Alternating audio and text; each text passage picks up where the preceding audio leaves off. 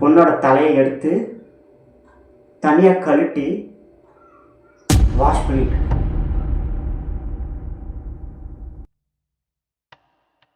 Hello guys, hopeful எல்லாம் நல்லா இருக்கீங்க நம்புகிறேன். என்னென்னா லாஸ்ட் டைம் நான் வந்து ஒரு கோஸ்ட் வீடியோ அப்லோட் பண்ணலை. ஸோ அந்த வீடியோ பார்த்துட்டு ஒருத்தங்க வந்து என்னோடய லைஃப்பில் உண்மையான ஒரு பேய் சம்பவம் நடந்துச்சு, ஸோ அதை பற்றி உங்கள் சேனலை வந்து ஷேர் பண்ணுங்கள் அப்படின்னு சொன்னார். ஸோ அதை பற்றின வீடியோ தான் இது. So welcome to the real cost story season 1 episode 2.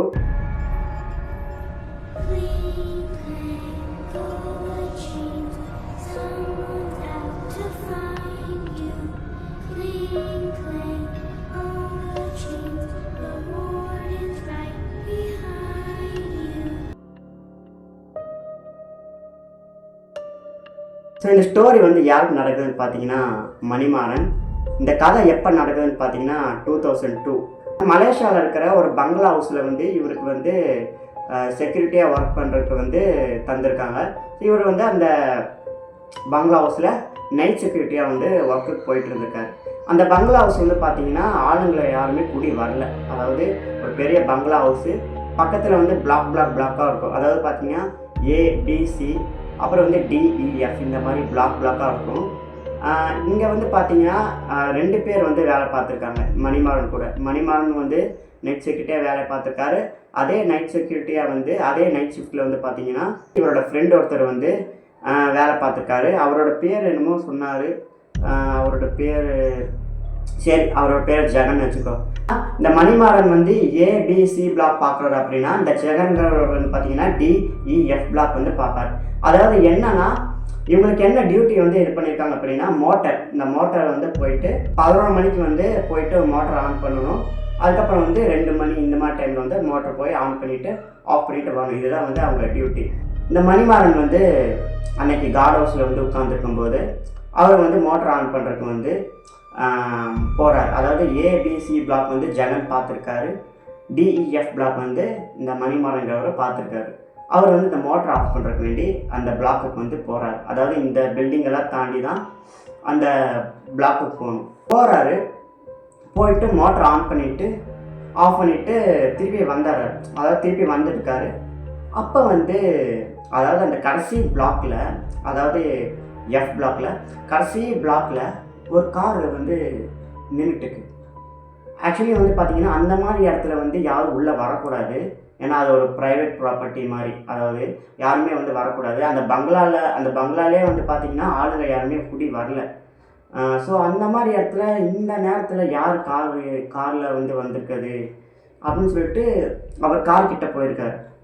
கார்கிட்ட போனோன்னா இந்த கார் டிரைவர் சீட்டில் ஒரு பொண்ணு உட்காந்துருக்கு. இந்த பொண்ணு வந்து இப்படியே பார்த்துட்டு இவர் சத்தம் போட்டுட்டு இந்த காரு கண்ணாடியில் வந்து கதவை தட்டிட்டு, இந்தாம்மா இங்கெல்லாம் வரக்கூடாது, காரை விட்டு வெளியே வா, யார் நீ அப்படி சொல்லிட்டு சத்தம் போட்டிருக்காரு.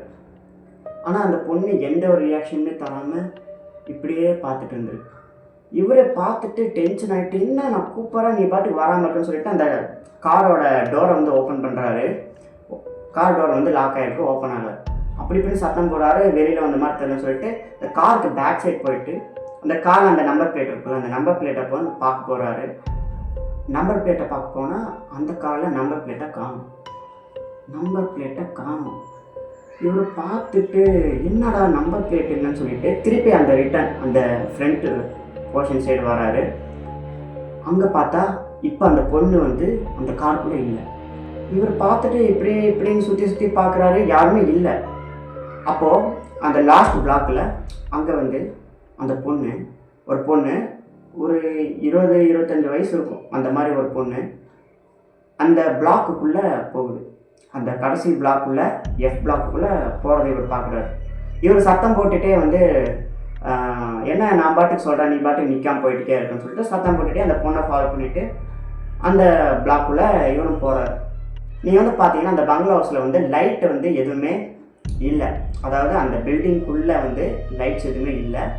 அஃப்கோர்ஸ் வெளியில் வந்து லைட் இருக்குது, ஆனால் உள்ளே வந்து லைட்ஸ் எதுவுமே இல்லை. இவர் வந்து டார்ச் எடுத்துகிட்டு தான் போகணும். இந்த டார்ச் எடுத்துகிட்டு அந்த பொண்ணை ஃபாலோ பண்ணிகிட்டே போகிறாரு. அந்த பிளாக்கில் அந்த வாஷ் பேஷன் தண்ணி டேப்பை ஓப்பன் பண்ணி அந்த பொண்ணோட தலையை எடுத்து தனியாக கழட்டி வாஷ் பண்ணிட்டு இவர் பார்த்துட்டு அப்படியே மிரண்டு போயிட்டாரு. இவருக்கு உடம்பெல்லாம் வேர்க்க ஆரம்பிச்சிருச்சாமா. இவர் பயந்துட்டு கத்திட்டு என்ன பண்ணிட்டாரு, அந்த பிளாக்கை விட்டு வெளியில் வந்துட்டாரு. அந்த மாதிரி ஒரு ஊரம் நீங்கள் பார்த்தீங்கன்னா என்ன பண்ணுவீங்க?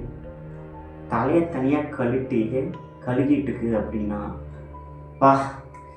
நினைக்கிற நமக்கே ஒரு மாதிரி இருக்கு. அந்த சம்பவத்தை நேரில் பார்த்து அவருக்கு எப்படி இருந்திருக்கும்.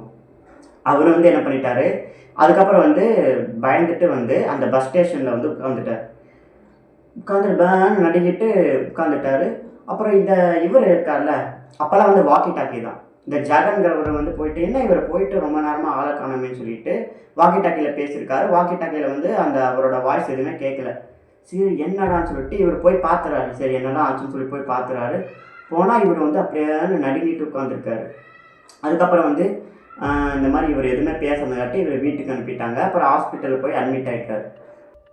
அதுக்கப்புறம் அவர் ஹாஸ்பிட்டல் டிஸ்சார்ஜ் ஆகிறாருல, அப்போ வந்து வேலையை வந்து ரிசைன் பண்ணிடுறாரு. இந்த மணிமாறன்கிறவர் வந்து வேலையை வந்து ரிசைன் பண்ணிடுறாரு. இந்த ஸ்டோரி என்கிட்ட சொன்னவர் வந்து வேலையை ரிசைன் பண்ணிடுறாரு. அந்த சம்பவத்துக்கு அப்புறம் 1 வீக் கழிச்சுட்டு, அப்புறம் இந்த 1 வீக் கழிச்சுட்டு இந்த ஜெகன்கிறவர் வந்து ஏன் வேலையை விட்டு நின்னீங்க அப்படின்னு சொல்லி கேட்கும்போது, அதுக்கப்புறம் தான் இந்த மாதிரி நடந்துச்சுங்கிற விஷயத்த வந்து அவர் சொன்னார். அதுக்கப்புறம் வந்து அந்த ஸ்டோரி கேட்ட அவரும் அதுக்கப்புறம் அந்த வேலைக்கு அவரும் போகலை. இந்த மாதிரி ஒரு விஷயம் நடந்துச்சுன்னு சொன்னோன்னே அவரும் அந்த வேலைக்கு வந்து போகலை. ஸ்டில் நவ் அந்த பங்களா ஹவுஸில் வேக்கன்சி இருக்குது. உங்களுக்கு யாராவுக்காவது ஒர்க்கு வேணும்னா சொல்லுங்கள், வேலை ரெடியாக இருக்குது.